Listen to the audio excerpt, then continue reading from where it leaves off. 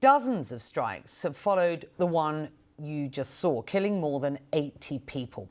Washington's aim is to target alleged drug smuggling after the US called Venezuela's president a drug trafficker and threat to national security. But it was an additional strike on the same boat moments later that is causing alarm. A bombshell Washington Post report has said that Pentagon Chief Pete Hegseth ordered the second attack to kill 2 survivors of the first in what is known as a double tap.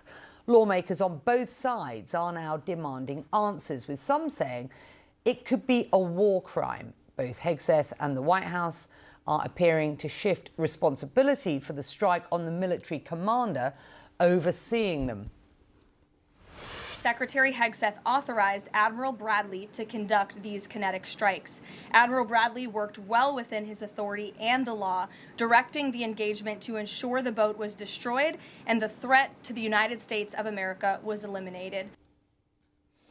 Well, Hegseth appearing to throw his support behind Admiral Mitch Bradley, saying, "I stand by him in the combat decisions he has made on the September the 2nd mission and all others since." I'll come back to that.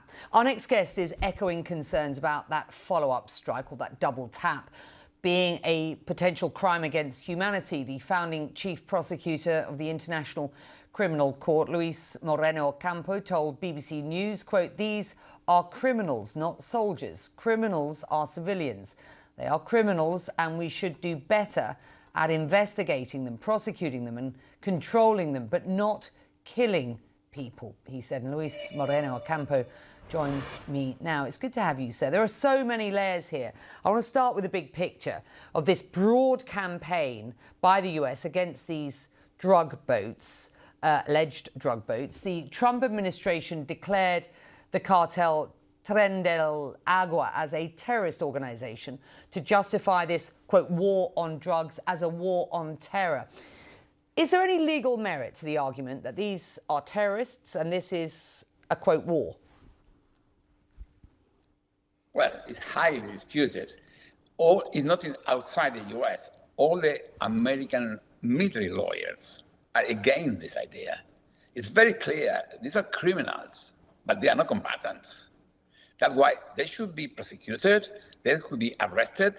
But killing people with no trial, that is illegal. Well, let's focus on that September the 2nd double tap strike.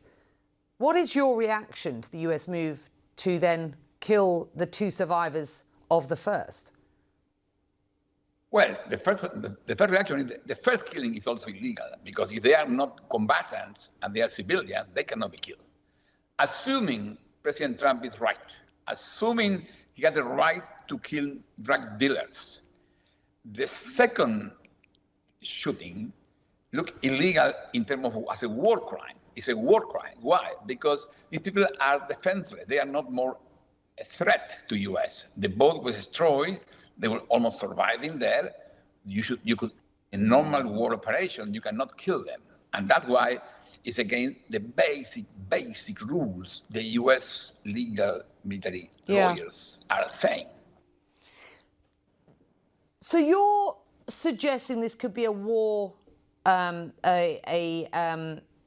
you're not suggesting that this would be a war crime because you don't see this as a legally valid war to begin with, but you say this could be a crime against humanity. Am I correct in saying that?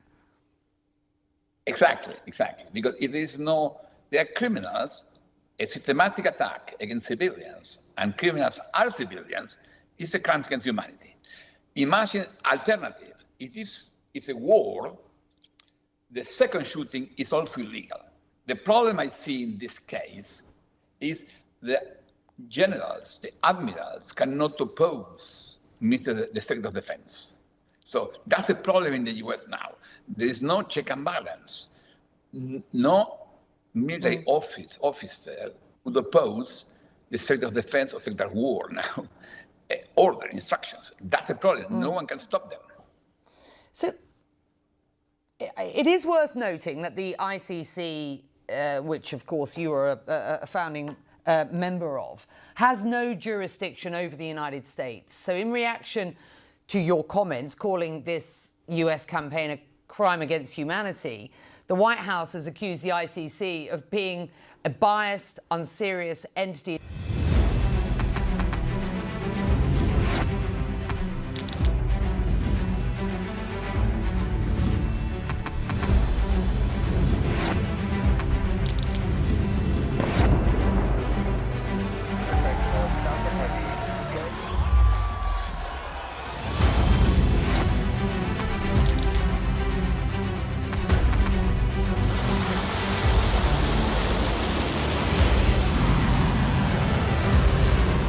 Been fighting so long and so hard that they don't know what the they're doing.